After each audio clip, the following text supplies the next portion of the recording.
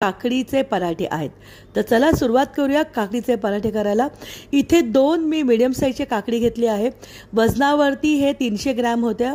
हिरव्या मिरच्या तुमच्या आवडीप्रमाणे, भरपूर कोथिंबीर आणि आलं घेतले 1 इंच।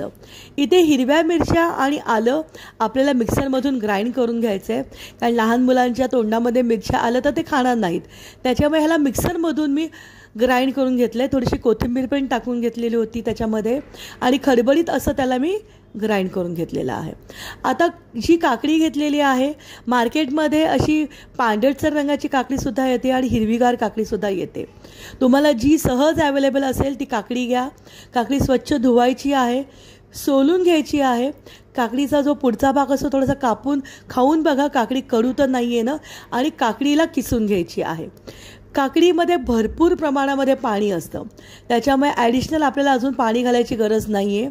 आपण त्याच्यामध्ये 1 टेबलस्पून घातले धन्याची पावडर, अर्धा टेबलस्पून जिरा पावडर आहे, 2 मोठे टेबलस्पून भरून मी घातलेले तीळ, 1 टीस्पून हळद घातले, पाव चमचा हिंग घातलेला आहे त्याच्यामध्ये, आणि थोडंसं हातावरती चुरून मी ओवा घातला आहे।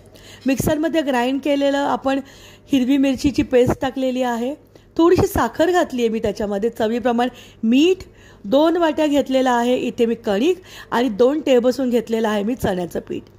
कणिक माझी 200 ग्रॅम इतकी होती, मीठ अंदाजाने घातलेलं आहे। सुरुवातीला काकडीला जे पाणी सुटलं होतं त्याच्यामध्येच आपल्याला हे पीठ भिजून घ्यायचं आहे।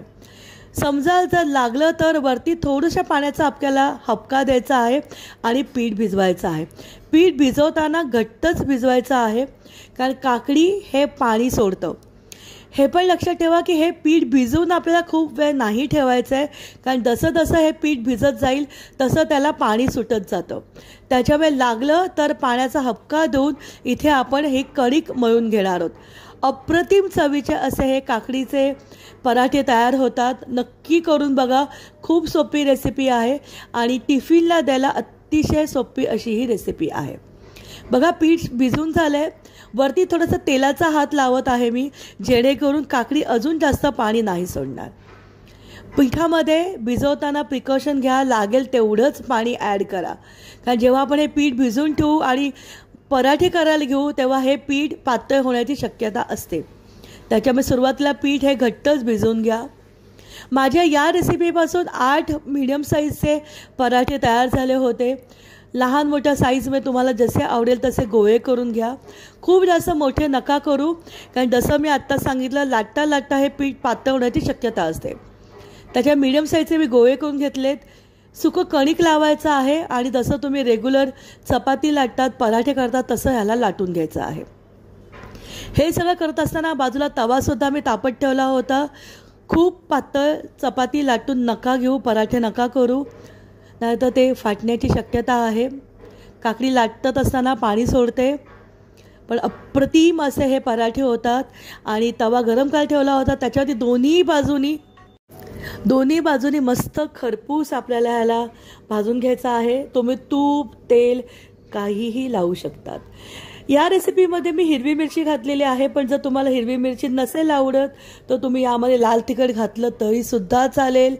जिथे मी आलं घातलं आहे, आल्याबरोबर तुम्हाला लसूण आवडत असेल तर तुम्ही लसूणसुद्धा घालू शकतात।